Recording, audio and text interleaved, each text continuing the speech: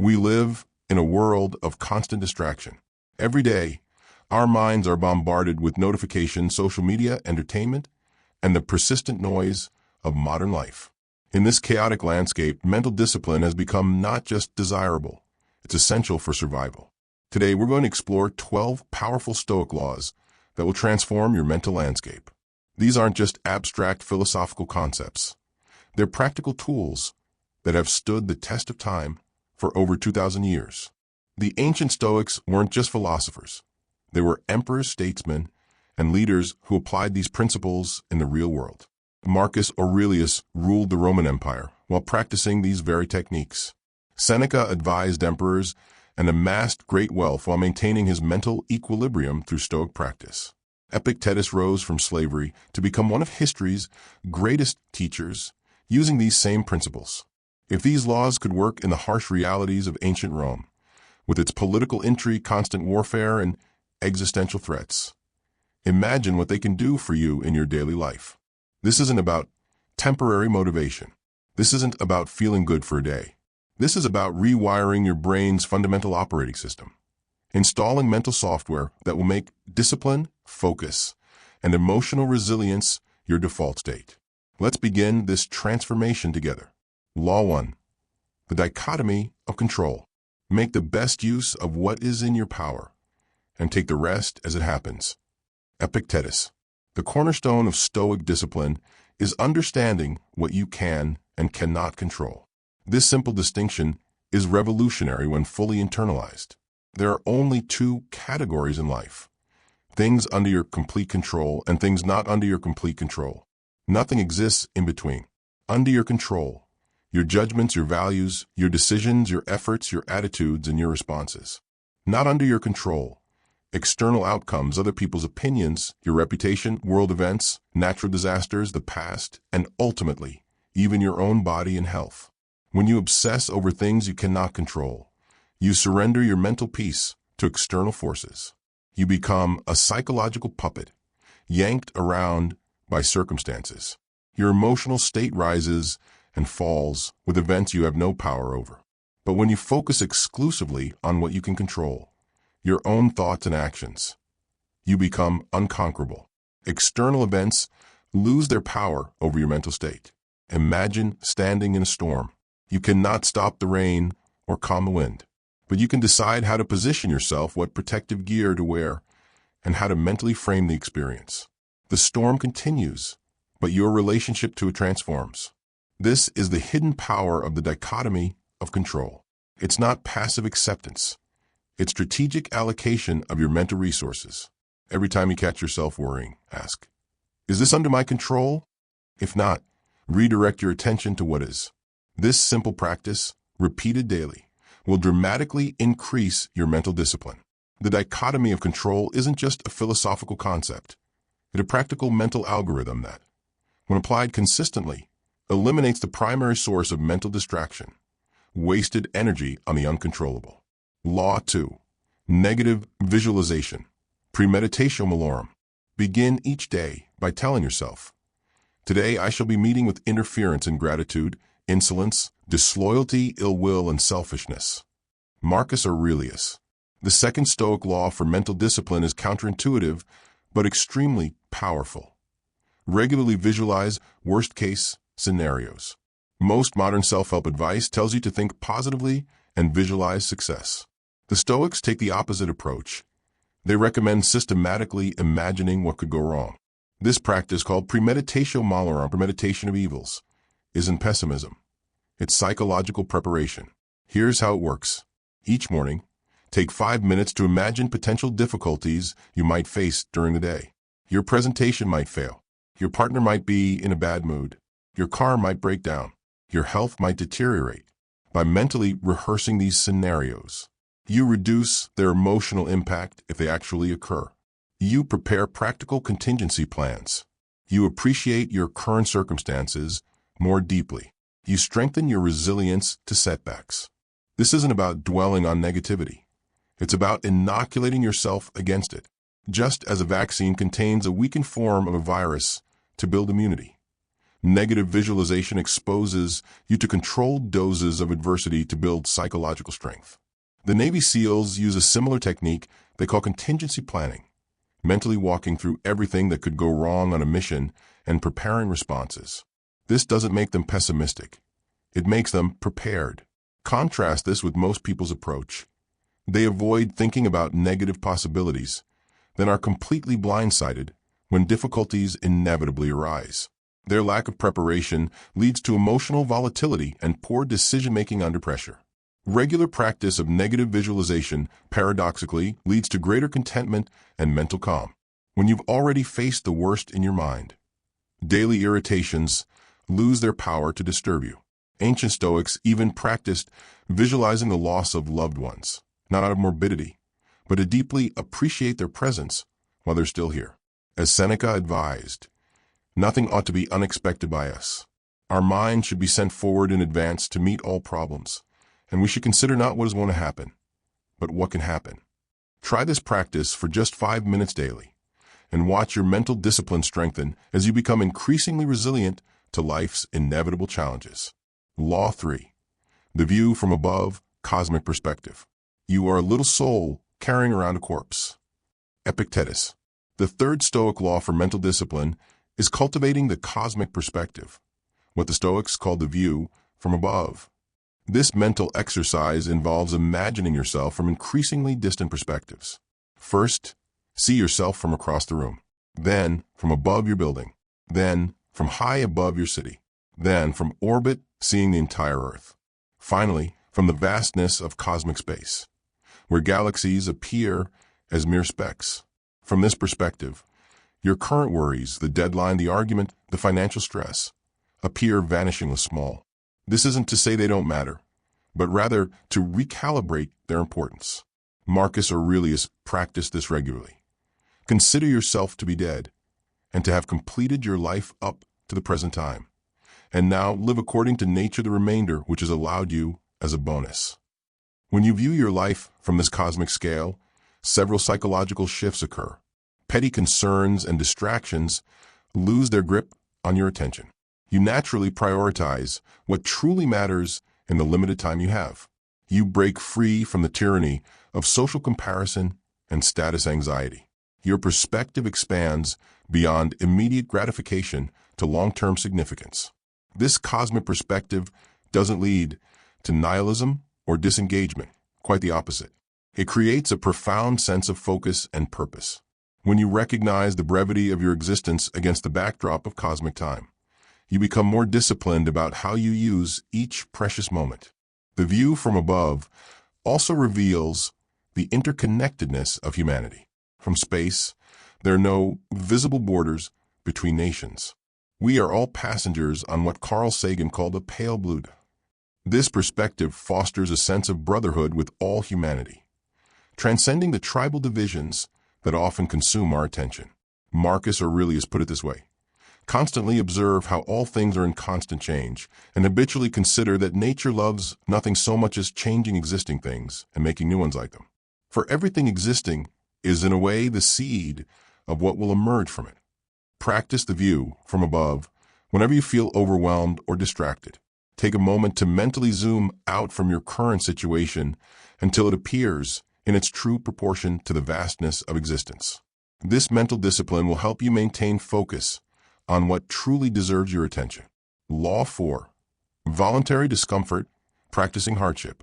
Set aside a certain number of days, during which you shall be content with the scantiest and cheapest fare, with coarse and rough dress, saying to yourself the while, "Is this the condition that I feared?" Seneca. The fourth Stoic law for mental discipline is the deliberate practice of voluntary discomfort. Most people organize their lives around avoiding discomfort. They seek constant convenience, comfort, and pleasure.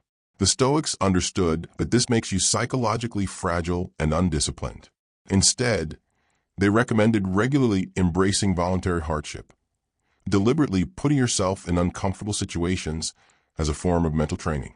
Practical applications include taking cold showers, fasting for 24 hours, walking or running in adverse weather, sleeping on the floor occasionally, wearing less comfortable clothes, going without technology for a day, speaking publicly despite fear. These practices aren't about masochism. They're about building psychological calluses. Just as physical calluses protect your hands during hard labor, psychological calluses protect your mind during life's inevitable hardships.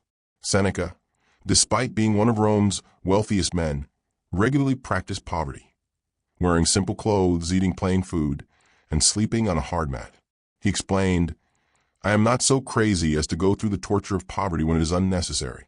But I know that even if I lose my wealth, I won't be suffering, because I have practiced what that feels like."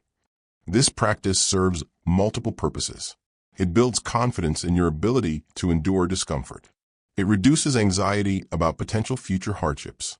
It increases appreciation for everyday comforts. It strengthens your discipline by proving you can override immediate desires. In modern psychology, this aligns with the concept of anti-fragility, the quality of systems that get stronger when exposed to stressors, volatility, and disorder. The key is to start small. Don't begin with extreme hardships. Take progressively colder showers. Fast for increasingly longer periods. Build up your psychological resilience gradually. As you practice voluntary discomfort, you'll notice your mental discipline strengthening. The voice in your head that says, "I need comfort now," loses its power. You develop the ability to choose discomfort when it serves a greater purpose. In a world increasingly designed for comfort and convenience, voluntary discomfort is a radical act of mental self-defense. It ensures that when real hardship arrives, as it inevitably will, you'll be prepared. Law 5. The inner citadel mental fortress. The mind that is anxious about future events is miserable. Seneca. The fifth Stoic law for mental discipline is building and maintaining your inner citadel, a psychological fortress that external events cannot breach. The Stoics recognized that true freedom comes not from controlling the outside world, but from mastering our internal responses. Marcus Aurelius, who faced constant war, political intrigue, and personal tragedy, wrote, "You have power over your mind, not outside events. Realize this, and you will find strength." Your inner citadel is built through several practices. Cognitive distancing. Learning to separate yourself from your thoughts. You are not your thoughts. You are the awareness that observes them. Rational analysis. Examining disturbing impressions before accepting them. When something upsets you, ask, "Is my judgment about this event harming me more than the event itself?" Present moment awareness. Training yourself to focus completely on the task at hand rather than dwelling on the past or worrying about the future. Value clarification. Defining your core values and using them as the foundation of your fortress. When your actions align with your values, external criticism loses its power. Marcus Aurelius practiced building his inner citadel daily through his private journals, later published as meditations. He wrote, "Be like the rock that the waves keep crashing over. It stands unmoved, and the raging of the sea falls still around it." This mental fortress doesn't isolate you from the world. It allows you to engage with it from a position of psychological strength. You can enter the chaos of life while maintaining internal order. The inner citadel is particularly important in today's world of information overload and constant outrage. Most people are psychological reactors. Their mental state is determined by the latest news headline, social media controversy, or workplace drama. A person with a strong inner citadel remains undisturbed while still being fully engaged. Building your inner citadel requires daily practice. Each morning, reinforce its walls through meditation or journaling. Throughout the day, notice when something breaches your defenses and repair those vulnerabilities. Remember, no external force, not criticism, failure, loss, or even death itself, can conquer a properly constructed inner citadel. As Epictetus said, "Make the best use of what is in your power, and take the rest as it happens." Law 6. Memento mori, remember death. You could leave life right now. Let that determine what you do and say and think. Marcus Aurelius. The sixth Stoic law for mental discipline is memento mori, the regular contemplation of your own mortality. Modern society encourages death denial. We hide the dying in hospitals, use euphemisms to avoid mentioning death directly, and chase endless distractions to avoid confronting our finite existence. The Stoics took the opposite approach. They believed regular contemplation of death was essential for a disciplined, purposeful life. Roman generals returning from successful military campaigns would have a slave walk behind them during victory parades, whispering memento mori, remember, you will die, to prevent arrogance and maintain perspective. This practice isn't morbid, it's clarifying. When you fully internalize that your time is limited, several powerful psychological shifts occur. Urgency. Procrastination becomes less tempting when you realize your time is finite. Priority clarification. Trivial concerns and distractions lose their grip when viewed against the backdrop of mortality. Gratitude. Ordinary moments become precious when recognized as limited resources. Ego dissolution. Status anxiety diminishes when you recognize all human achievements ultimately fade. Practical ways to incorporate memento mori into your life. Begin each morning by acknowledging that this day could be your last. Keep a symbolic reminder of mortality visible in your workspace. End each day by reflecting on its impermanence. Visit cemeteries occasionally for perspective. Calculate how many days you've likely already lived and how many remain. The Stoics found that contemplating death didn't make life darker. It made it more vibrant. Colors become more vivid when you recognize you won't see them forever. Relationships become more meaningful when you acknowledge their temporary nature. This practice dramatically increases mental discipline by cutting through trivialities.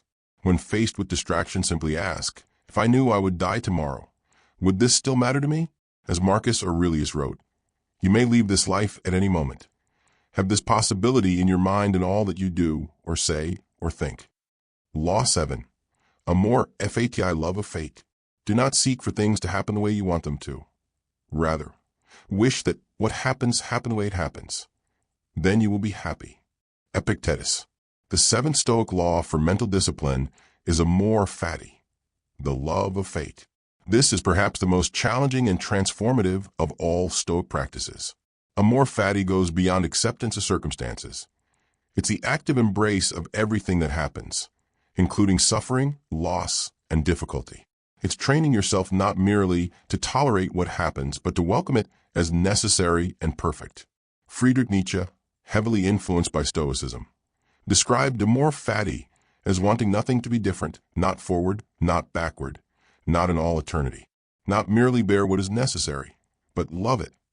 This mindset creates extraordinary mental discipline because it eliminates the energy waste of fighting against reality. Most people exhaust themselves resisting what has already occurred, replaying past events and wishing they had gone differently.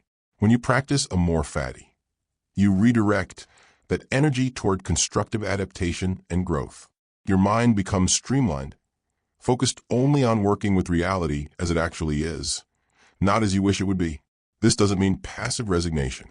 The Stoics were people of action who changed what they could, but they acted from a place of complete acceptance of the present moment. They understood that rejecting current reality prevents effective action to change future reality. Marcus Aurelius practiced this principle during the hardships of military campaigns, writing, everything that happens is either endurable or not. If it's endurable, then endure it. If it's not endurable, then stop complaining. Your destruction will mean its end as well. Practical ways to develop amor fati. When facing adversity, ask, how is this necessary for my growth? Identify the hidden opportunity in every setback. Practice gratitude for difficulties as well as blessings. Reframe problems as situations requiring solutions. Eliminate phrases like, this shouldn't be happening from your vocabulary. Contemporary examples of amor fati include Holocaust survivor Viktor Frankl, who found meaning in the concentration camps, and Admiral James Stockdale, who credited Stoicism with his survival through 7 years of torture as a prisoner of war. Stockdale later explained, I never lost faith in the end of the story. I never doubted not only that I would get out, but also that I would prevail in the end and turn the experience into the defining event of my life, which in retrospect, I would not trade. This is the essence of amor fati, not just accepting fate, but embracing it as exactly what you need. This mental discipline transforms obstacles into opportunities and suffering into strength. Law 8. Sympathia, cosmic connectedness. Meditate often on the interconnectedness and mutual interdependence of all things in the universe. Marcus Aurelius. The 8th Stoic law for mental discipline is sympathia, the recognition of the interconnectedness of all things in the cosmos. The Stoics were early systems thinkers. They understood that nothing exists in isolation. Every person, event, and object is connected in a vast web of cause and effect stretching across time and space. Marcus Aurelius described it as a single living being, having one substance and one soul. This understanding creates mental discipline by breaking the illusion of separation. When you recognize your fundamental connection to all humanity, petty interpersonal conflicts lose their power to disturb you, extending your identity beyond the individual ego. Your concerns expand beyond narrow self-interest to encompass the welfare of the whole, revealing the ripple effects of your actions. You become more disciplined in your choices when you understand their far-reaching consequences, fostering a sense of belonging. Existential loneliness diminishes when you feel your place in the cosmic web. The Roman Stoics saw their philosophy as aligned with nature. They observed how ecosystems function as interconnected wholes and applied this same understanding to human affairs. Marcus Aurelius wrote, "We are made for cooperation, like feet, like hands, like eyelids, like the rows of the upper and lower teeth." Modern science has validated this Stoic insight. Ecology, quantum physics, and network theory all confirm the fundamental interconnectedness of reality. No entity exists independently of its relationships. Practical ways to develop sympathia. Trace the origins of everyday objects like your smartphone or breakfast. To appreciate the thousands of people involved in their creation. Practice seeing disagreeable people as parts of the same whole as yourself. Consider how your decisions affect not just you, but your community and future generations. Observe natural systems as models of interconnection. Regularly zoom out to consider your place in the vast cosmic network. This mental discipline counters the hyper-individualism of modern society, which often leads to isolation, meaninglessness, and ethical confusion. By recognizing your place in the greater whole, you gain both responsibility and meaning. As Hierocles, a later Stoic teacher, suggested, we should think of ourselves as standing in a series of concentric circles. The innermost circle contains ourself, the next our immediate family, then extended family, neighbors, fellow citizens, and eventually all humanity. The practice of sympathia involves gradually drawing these circles inward, treating those in outer circles with the same care as those nearest to us. This expanded perspective creates a profound mental discipline that transcends self-centered thinking without denying individual responsibility. Law 9. Role ethics. Know your duty. What is your vocation? To be a good person. Marcus Aurelius. The 9th Stoic law for mental discipline is role ethics, understanding and fulfilling the various roles you occupy in life. The Stoics recognize that each person plays multiple roles: citizen, family member, professional, friend, community member, and each role carries specific duties and responsibilities. Mental discipline comes from clarity about these roles and commitment to performing them excellently. Epictetus explained, "Remember that you are an actor in a play, which is as the playwright wants it to be. Short if he wants it short, long if he wants it long. If he wants you to play a beggar, play even this part skillfully, or a cripple, or a public official, or a private citizen. What is yours is to play the assigned part well, but to choose it belongs to another." This framework provides several mental discipline benefits. Decision clarity. When facing choices, ask, what would the ideal parent/teacher/friend/citizen do in this situation? Identity stabilization. Your sense of self isn't dependent on shifting circumstances, but on how well you fulfill your core roles. Motivation beyond mood.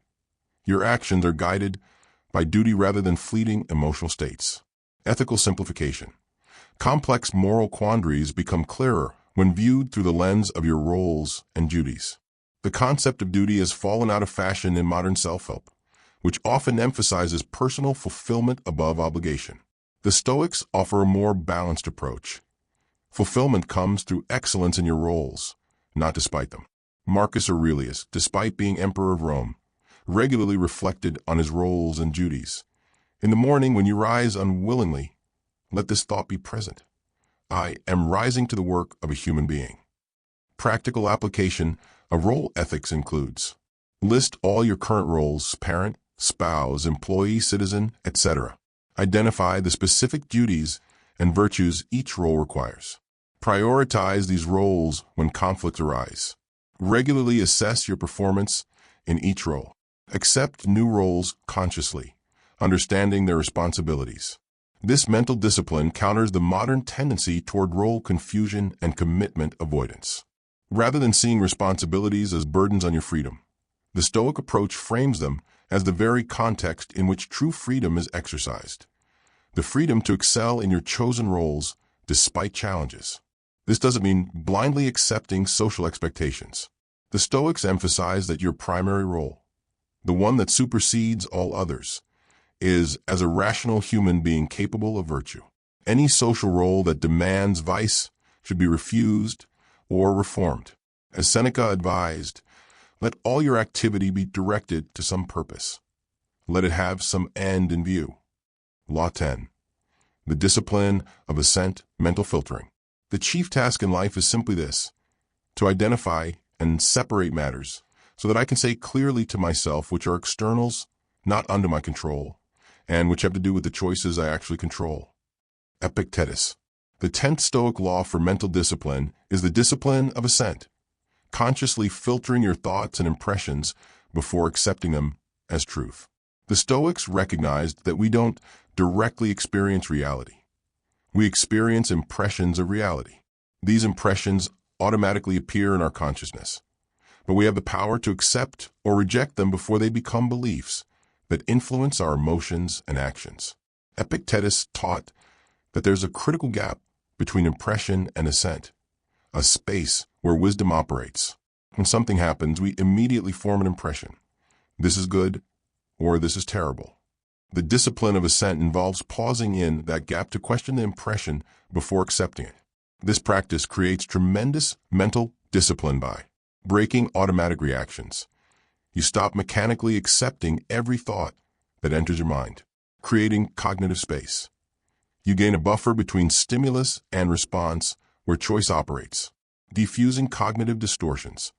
You can identify and reject irrational patterns of thought, maintaining emotional equilibrium. You prevent unnecessary distress from hasty judgments. Marcus Aurelius practiced this discipline daily, writing, "Today I escaped from anxiety," or no, I discarded it because it was within me in my own perceptions, not outside.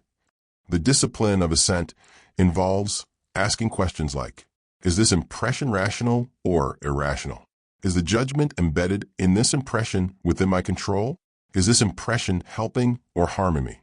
What would happen if I withhold assent from this impression? Modern cognitive behavioral therapy mirrors this ancient practice.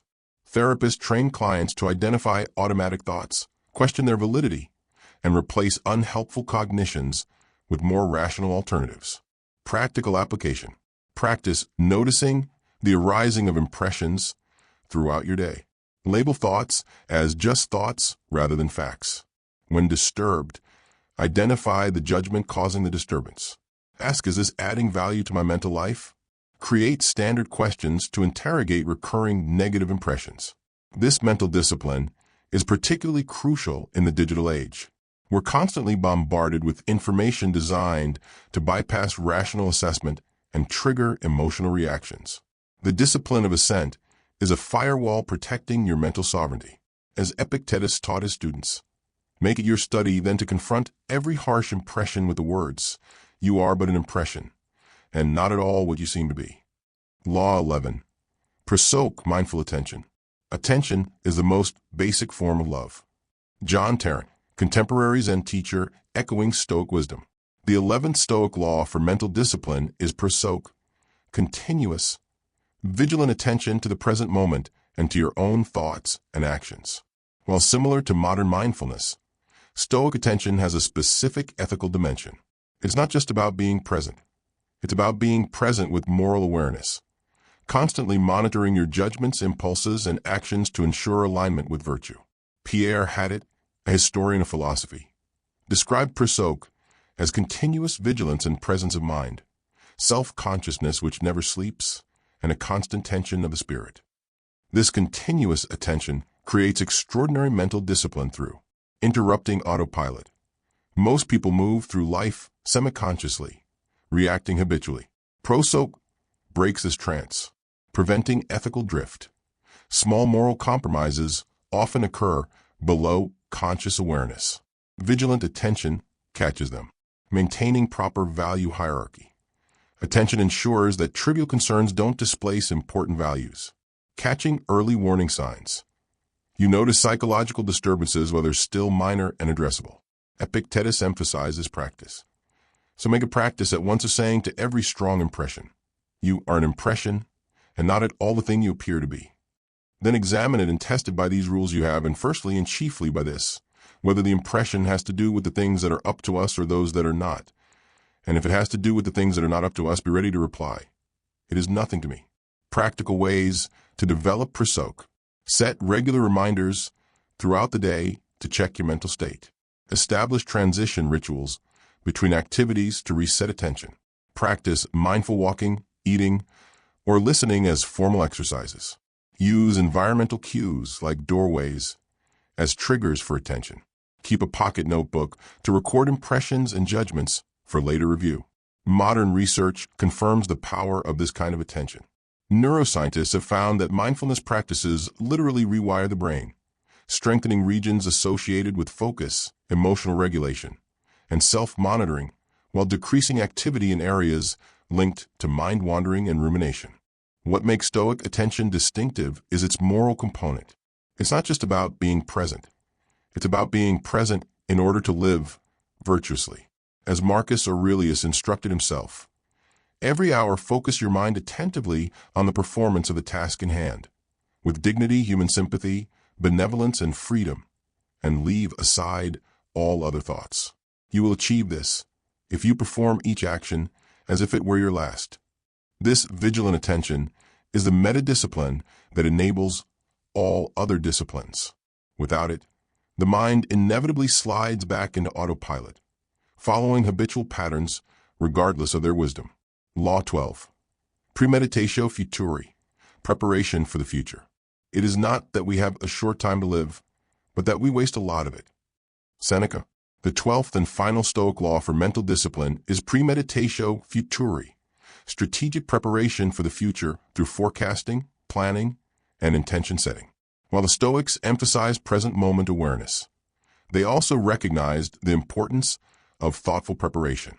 Unlike worry, which imagines future scenarios without planning responses, Stoic preparation involves actively strategizing for what lies ahead. Seneca explained, "The wise man looks to the purpose of all actions, not their consequences.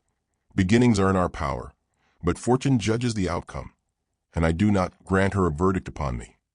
This future-oriented discipline involves morning intentions, beginning each day with clear purposes and priorities, scenario planning, envisioning likely challenges and preparing rational responses, evening review, assessing the day's actions against your intentions and extracting lessons, legacy thinking, considering how today's actions shape your life's overall narrative. The distinction between Stoic preparation and anxious worry is crucial. Worry imagines problems without solutions. Preparation imagines both problems and solutions. Worry is emotionally charged. Preparation is rationally focused. Worry is repetitive. Preparation is progressive. Marcus Aurelius practiced this discipline each morning. Say to yourself first thing in the morning, "I shall meet with people who are meddling, ungrateful, violent, treacherous, envious, and unsociable. They are subject to these faults because of their ignorance of what is good and bad." This wasn't pessimism. It was preparation. By anticipating difficulties, he readied himself to respond virtuously rather than reactively. Practical applications. Begin each day by setting 1 to 3 intentions aligned with your values. Identify potential obstacles to these intentions and plan responses. Schedule regular times for deeper future planning. Weekly, monthly, yearly. End each day by reviewing your actions and extracting lessons. Periodically consider your life's direction and make course corrections. This discipline counters both reckless impulsivity and anxious overthinking. It harnesses the mind's natural tendency to think about the future in a constructive rather than destructive way. Seneca emphasized the importance of this balance. Let us prepare our minds as if we'd come to the very end of life. Let us postpone nothing. Let us balance life's books each day. The one who puts the finishing touches on their life each day is never short of time. Through this practice, the future becomes not a source of anxiety, but a canvas for intentional action. You move from being buffeted by events to authoring your life within the constraints of fate. Conclusion: practicing the Stoic laws. We've explored 12 powerful Stoic laws for mental discipline. The dichotomy of control, negative visualization, the view from above, voluntary discomfort, the inner citadel, memento mori, amor fati, sympathia, role ethics, the discipline of ascent, prosoc, premeditatio futuri. These aren't theoretical concepts, but practical tools that have guided some of history's most disciplined minds through war, loss, exile, and power. They remain equally relevant today, perhaps even more so in our distraction-filled world. How do you implement these laws in your life? Start small. Don't try to practice all 12 immediately. Begin with one law that resonates most strongly with you. Practice it daily for a month until it becomes habitual. Then add another. Create systems to support your practice. Morning and evening reflection routines. Physical reminders in your environment. A philosophical journal to record insights. Regular conversations with others interested in these ideas. Periodic retreats for deeper contemplation. Remember that Stoicism is not about achieving perfect tranquility or becoming emotionally detached. It's about developing the mental discipline to act virtuously regardless of circumstances, to fulfill your human potential even under pressure. As you integrate these practices, you'll notice subtle but profound changes. External events lose their power to disturb you. Your attention becomes more focused and deliberate. Decision-making becomes clearer and more aligned with your values. Emotional responses become more proportionate and appropriate. Daily irritations fade in significance. A sense of purpose emerges even in mundane activities. The ancient Stoics saw philosophy not as an academic exercise, but as a way of life, a daily practice of preparing the mind to meet reality with virtue and strength. As Epictetus said, don't explain your philosophy, embody it. Now it's your turn to embody these 12 Stoic laws. The mental discipline they develop isn't just about personal tranquility. It's about becoming the kind of human being who contributes meaningfully to the world, regardless of circumstances. In a society increasingly defined by distraction, reactivity, and moral confusion, the disciplined Stoic mind stands as a powerful alternative, a source of clarity, strength, and ethical action in an uncertain world. Additional resources for those wanting to explore Stoicism further. Original Stoic texts, Meditations by Marcus Aurelius, Letters from a Stoic by Seneca, Discourses and Enchiridion by Epictetus, Modern Books on Stoicism, The Daily Stoic by Ryan Holiday and Stephen Hanselman, How to be a Stoic by Massimo Pigliucci, A Guide to the Good Life, The Ancient Art of Stoic Joy by William B. Irvine, Stoicism and the Art of Happiness by Donald Robertson. Online resources, the Daily Stoic website and podcast, Modern Stoicism Organization and Annual Stoicon Conference, Stoic Week Annual Global Event, online communities like our /Stoicism on Reddit, practical applications. Remember that Stoicism isn't meant to be merely studied. It's meant to be lived. Here are practical ways to incorporate these 12 laws into modern life. Morning routine. 5 minutes of negative visualization.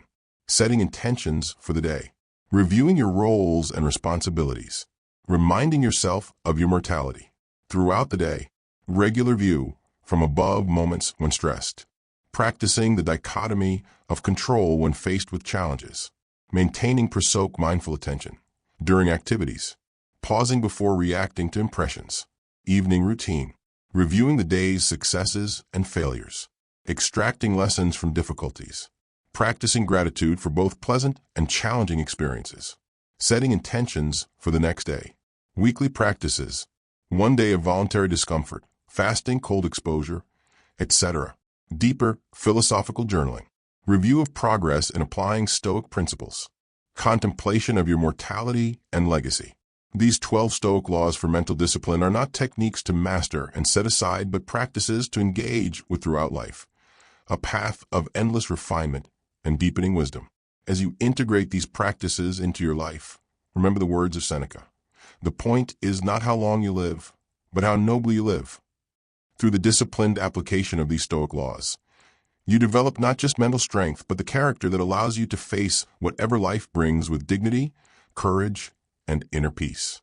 That is the ultimate promise of Stoic discipline, not a life without difficulty, but a life in which difficulty no longer has the power to defeat you. A life lived with virtue, purpose, and tranquility regardless of external circumstances. The ancient Stoics showed us the way. Now it's up to us to walk it. Practical exercises. To help you begin applying these Stoic laws immediately, here are 12 exercises corresponding to each law. Exercise 1. The dichotomy of control. Each time you feel upset today, ask yourself, is this within my control or outside my control? Write down your observations, noting how much mental energy you spend on things you cannot control. Exercise 2. Negative visualization. Spend 5 minutes each morning imagining losing something you value, your job, your home, your health, or a relationship. Then, go about your day with renewed appreciation for what you have. Exercise 3. The view from above. When facing a stressful situation, imagine zooming out to see yourself from above, then your building, your city, your country, and finally the earth from space. Notice how your perspective shifts. Exercise 4. Voluntary discomfort. Choose one comfort to temporarily forego. Take a cold shower, skip a meal, or sleep on the floor. Observe your reactions and the psychological resilience this builds. Exercise 5. The inner citadel.